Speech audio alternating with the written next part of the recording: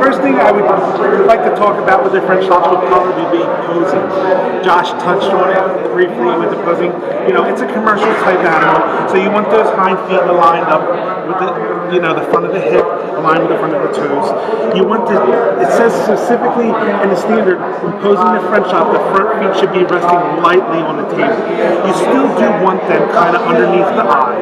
You don't want them stretched out too far where they're way up there underneath the chin, but you want them kind of underneath the eye, and then you want to just have a nice commercial body type. You want to see depth over that hip. You want to see that high point as far back as you can.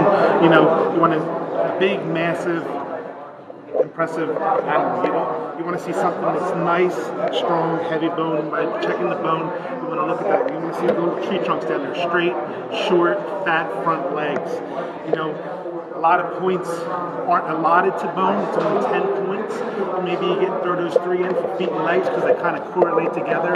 But if you take those points from your bone, you take that head and ears, you got more points on bone and head and ears than you actually do on body type.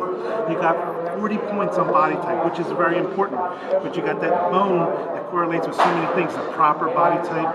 And the thing I like to stress the most about the bone is it's the only breed-specific disqualification that French Lops have. You see there's not much written here for the standards, but it says for a disqualification right there, it's fine bone. It says that's the one thing you can disqualify for them. And you see it frequently, but you get it with a lot of breeders.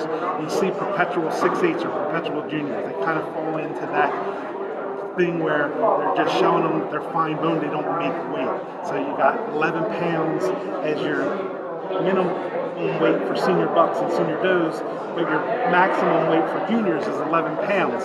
So it's a fine line. You get those fine bone animals, they just don't have that massive, big, bulky appearance like you're looking for. He doesn't quite have the coat, but that's only 8 points you're looking for. You want to see a nice horseshoe-shaped ear and head and crown. See that ear hanging right to the back of the eye. You want to see nice substance to it, well furred. You want thick substance here. You want to see that crown placed in the right proportion. You want that crown right to the back of the eye. So that's where the ear lays.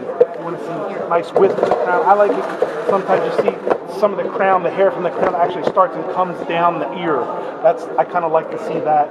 You want to see depth of the crown. He's molding so he could have a little bit more depth to that crown.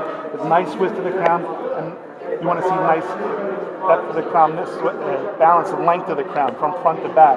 That makes that head stand right. Like I said, that's 15 points on the ears.